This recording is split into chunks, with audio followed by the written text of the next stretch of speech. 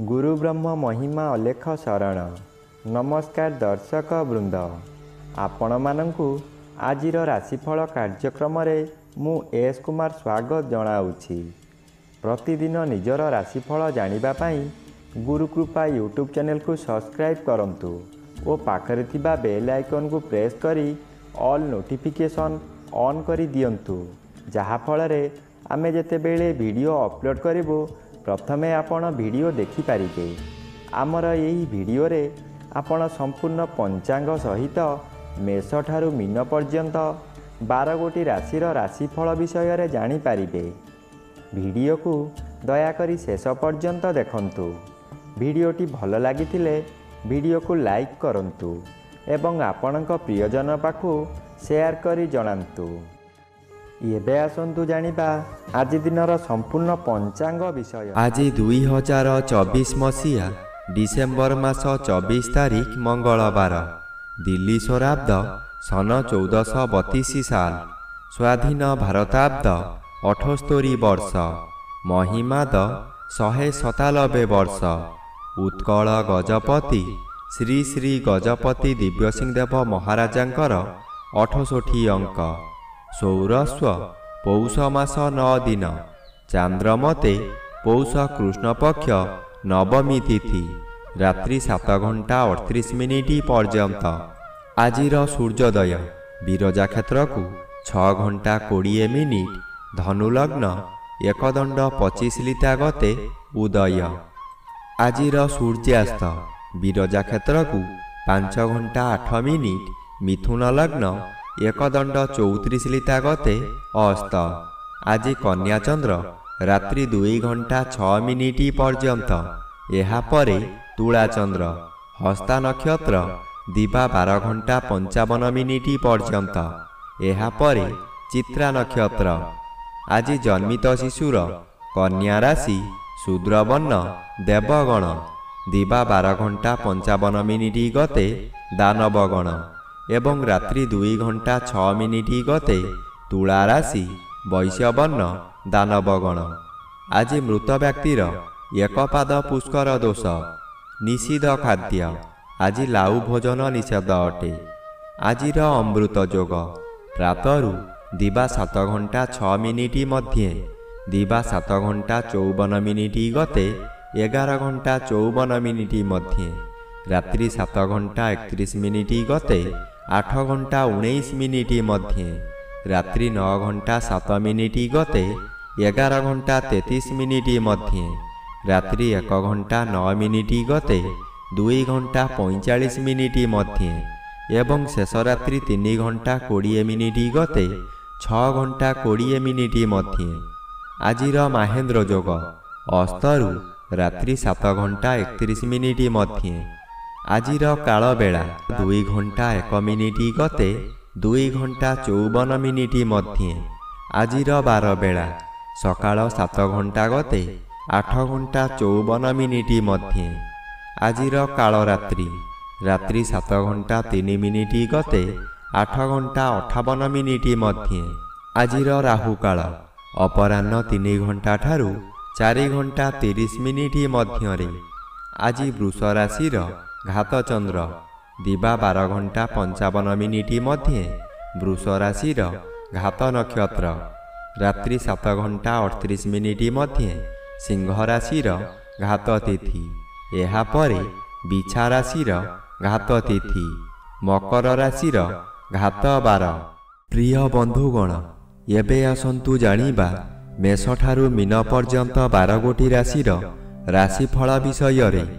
राशिचक्रर प्रथम राशि मेष राशि। आज मेष राशि जन्मित व्यक्ति मानक सकाशे नवमर भी बाधा प्राप्त अछंती, अशुभ फल प्रदान करिबे नाही। षष्ठ स्थान रे चंद्र गोचर करूछंती। षष्ठ चंद्र बलवान चंद्र। आपणक परिवार मध्यरे खाली आनंद ही आनंद मिलिब। आपण जेउ कामरे हाथ देबे तहिरे सफलता निश्चय पाइबे। व्यवसाय करुथिबा व्यक्ति माने व्यवसाय रे आशा ठारू अधिक लाभवान हेबे। पूर्वरु आपण करिथिबा ऋण एही समय रे परिशोध करि पारिबे। एबे आसंतु जानिबा ରାଶିଚକ୍ରର ଦ୍ୱିତୀୟ ରାଶି ବୃଷ ରାଶି ବିଷୟରେ। ଆଜି ବୃଷ ରାଶି ଜନ୍ମିତ ବ୍ୟକ୍ତିମାନଙ୍କ ସକାଶେ ଘାତଚନ୍ଦ୍ର ଭୋଗ ହେଉଛି। ଘାତଚନ୍ଦ୍ର ସର୍ବଦା ଅଶୁଭ କରାଇବ। ଅଷ୍ଟମ ରବି ଅତି ଅଶୁଭ। ହଠାତ୍ ସ୍ୱାସ୍ଥ୍ୟହାନି ହେବ।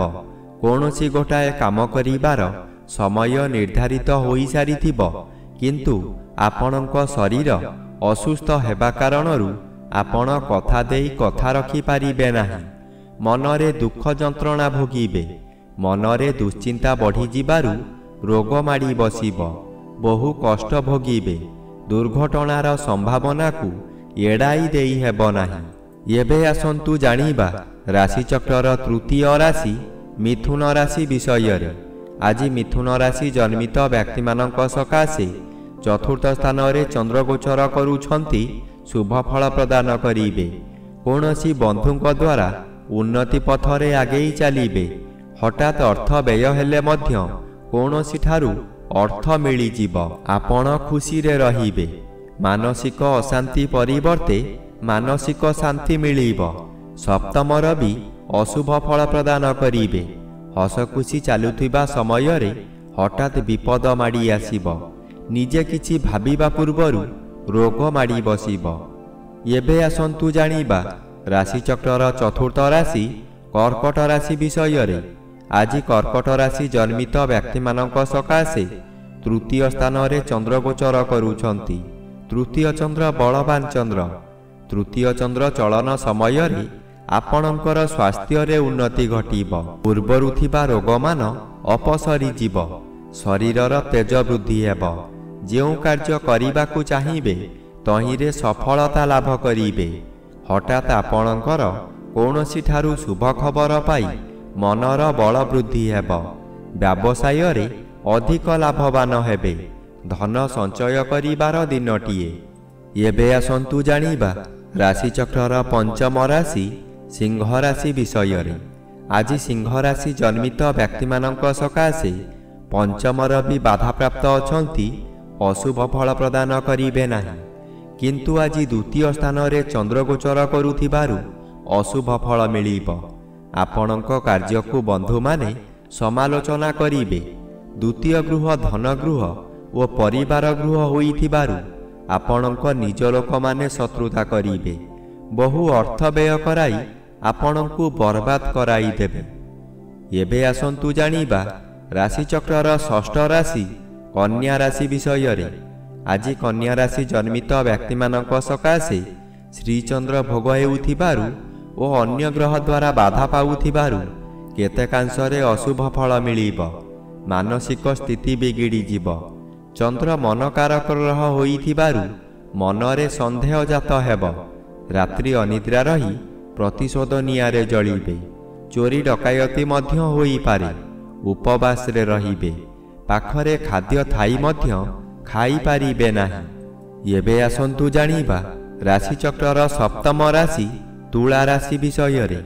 ଆଜି ତୁଳା ରାଶି ଜନ୍ମିତ ବ୍ୟକ୍ତିମାନଙ୍କ ସକାଶେ ତୃତୀୟ ରବି ଶୁଭ ଓ ଦ୍ୱାଦଶ ସ୍ଥାନରେ ଚନ୍ଦ୍ରଗୋଚର କରୁଛନ୍ତି। କୃଷ୍ଣପକ୍ଷ ହେତୁ ଶୁଭ ଫଳ ପ୍ରଦାନ କରିବେ।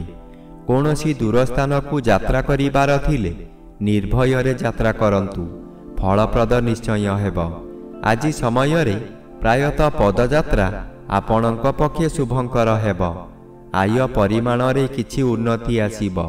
ବ୍ୟବସାୟରେ ସଂଯତ ରହିଲେ ଓ ମିଠା କଥାମାନ କହିଲେ ଭଲ ଆୟ ହେବା ସହିତ ଗରାଖ ସହିତ ଭବିଷ୍ୟତ ସକାଶେ ବ୍ୟବସାୟ ଭଲ ହେବ।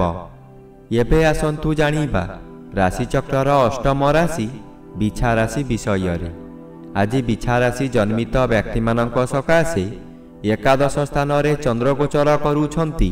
ଶୁଭ ଫଳ ପ୍ରଦାନ କରିବେ। ଆପଣ ଯେଉଁ ବ୍ୟକ୍ତିଙ୍କୁ ଚାହୁଁଥିଲେ ଆଜି ତାଙ୍କ ସହିତ ସାକ୍ଷାତ ଆଲୋଚନା ହୋଇ ବହୁ ସଫଳତାର ପାହାଚ ଉତ୍ତୀର୍ଣ୍ଣ ହେବେ। ପରିବାର ମଧ୍ୟରେ ସ୍ୱାଦିଷ୍ଟ ଭୋଜନ ପ୍ରସ୍ତୁତ କରିବା ସହିତ ଅତିଥି ବନ୍ଧୁମାନଙ୍କୁ ନିମନ୍ତ୍ରଣ କରି ଆପ୍ୟାୟିତ କରିବେ। ଏହି ସମୟରେ ଆପଣଙ୍କର ବ୍ୟବସାୟ ଅତି ସୁଚାରୁ ରୂପରେ ଚାଲିବ। ଭବିଷ୍ୟତ ସକାଶେ ଧନ ସଞ୍ଚୟ କରିବେ। ଏବେ ଆସନ୍ତୁ ଜାଣିବା ରାଶିଚକ୍ରର ନବମ ରାଶି ଧନୁ ରାଶି ବିଷୟରେ। ଆଜି ଧନୁରାଶି ଜନ୍ମିତ ବ୍ୟକ୍ତିମାନଙ୍କ ସକାଶେ ଦଶମ ସ୍ଥାନରେ ଚନ୍ଦ୍ର ଗୋଚର କରୁଛନ୍ତି। ଆପଣ ଆଜି ବହୁ ବଡ଼ ବଡ଼ କାମକୁ ଖୁବ୍ ସହଜରେ ପୂରଣ କରିପାରିବେ। ଉଚ୍ଚ ସମ୍ମାନର ଅଧିକାରୀ ହୋଇପାରନ୍ତି। ପୂର୍ବରୁ ଯାହା ଚାହୁଁଥିଲେ ତାହା ଆଜି ପୂରଣ କରିବାରେ ସଫଳ ହେବେ। ଜନ୍ମରେ ରବି ଗୋଚର କରୁଛନ୍ତି, ଅଶୁଭ କରାଇବ। କ'ଣ ଗୋଟେ ଆଗକୁ ହେବ ବୋଲି ମନ ମଧ୍ୟରେ ଭୟଜାତ ହେବ। ବାଧ୍ୟ ହୋଇ ବାହାରକୁ ଯିବେ, କିନ୍ତୁ କାର୍ଯ୍ୟରେ ବିଫଳ ହେବେ। ଦିନକୁ ଦିନ ଅବନତି ଆଡ଼କୁ ଗତି କରିବେ। ଏବେ ଆସନ୍ତୁ ଜାଣିବା ରାଶିଚକ୍ରର ଦଶମ ରାଶି ମକର ରାଶି ବିଷୟରେ। ଆଜି ମକର ରାଶି ଜନ୍ମିତ ବ୍ୟକ୍ତିମାନଙ୍କ ସକାଶେ ଦ୍ୱାଦଶ ରବି ବାଧାପ୍ରାପ୍ତ ଅଛନ୍ତି, ଅଶୁଭ ଫଳ ପ୍ରଦାନ କରିବେ ନାହିଁ। କିନ୍ତୁ ନବମ ଚନ୍ଦ୍ର ଓ ଘାତବାର ଅଶୁଭ ଫଳ ମିଳିବ। ଶୁଭ କର୍ମରେ ଯୋଗଦାନ କରି ବହୁ ଅର୍ଥ ବ୍ୟୟ କରିବେ, କିନ୍ତୁ କାହାରି ପାଖରୁ ପ୍ରଶଂସା ମିଳିବ ନାହିଁ। ଶେଷରେ ଲୋକ ହସା ହେବେ। ଆପଣଙ୍କୁ ଲୋକମାନେ ପରିହାସ କରିବେ। ଆପଣଙ୍କ ଅସ୍ଥିରତା ପ୍ରକାଶ ପାଇବ। ଆପଣ କ୍ଷୋଭ ପ୍ରକାଶ କରିବେ। ମନରେ ଦୁର୍ବଳତା ପ୍ରକାଶ ପାଇବ। ଏବେ ଆସନ୍ତୁ ଜାଣିବା ରାଶିଚକ୍ରର ଏକାଦଶ ରାଶି କୁମ୍ଭ ରାଶି ବିଷୟରେ। ଆଜି କୁମ୍ଭ ରାଶି ଜନ୍ମିତ ବ୍ୟକ୍ତିମାନଙ୍କ ସକାଶେ ଅଷ୍ଟମ ସ୍ଥାନରେ ଚନ୍ଦ୍ର ଗୋଚର କରୁଛନ୍ତି, ଅଶୁଭ ଫଳ ପ୍ରଦାନ କରିବେ। ଅଷ୍ଟମ ସ୍ଥାନ ଆୟୁ ସ୍ଥାନ ଓ ମାରକ ସ୍ଥାନ। ଚନ୍ଦ୍ର ଏପରି ଏକ ଗ୍ରହ ମୃତ୍ୟୁକୁ ମଧ୍ୟ ମାରିପାରେ। ଚନ୍ଦ୍ର ଅଷ୍ଟମରେ ଭ୍ରମଣ କରୁଥିବା ସମୟରେ ବହୁ ଦୁର୍ଘଟଣା ମଧ୍ୟ ଘଟାଇପାରେ। ତାହା ମାନସିକ ହେଉ କିମ୍ବା ଶାରୀରିକ। ନିଜକୁ ସତର୍କ ନ ରହିଲେ ନିଜ ଗୋଡ଼ରେ ନିଜେ କୁରାଢ଼ି ମାରିବା ସଦୃଶ୍ୟ ହେବ। ଏଣୁ ମନକୁ ଶାନ୍ତ ରଖନ୍ତୁ, ବ୍ୟବହାର ଠିକ୍ ରଖନ୍ତୁ। ଏବେ ଆସନ୍ତୁ ଜାଣିବା ରାଶିଚକ୍ରର ଦ୍ୱାଦଶ ବା ଶେଷ ରାଶି ମୀନ ରାଶି ବିଷୟରେ। ଆଜି ମୀନ ରାଶି ଜନ୍ମିତ ବ୍ୟକ୍ତିମାନଙ୍କ ସକାଶେ ସପ୍ତମ ସ୍ଥାନରେ ଚନ୍ଦ୍ର ଓ ଦଶମ ସ୍ଥାନରେ ରବି ଗୋଚର କରୁଛନ୍ତି, ଶୁଭ ଫଳ ପ୍ରଦାନ କରିବେ। ଆପଣଙ୍କ ପରିବାର ମଧ୍ୟରେ ହସ ଖୁସିର ଉତ୍ତମ ବାତାବରଣ ଆସିବ। ଏହି ସମୟରେ ଆପଣଙ୍କ ଜନ୍ମସ୍ଥାନଠାରୁ ଦୂରରୁ ଖୁସି ଖବର ମିଳିବ। ଆୟ ବୃଦ୍ଧି ହେବ।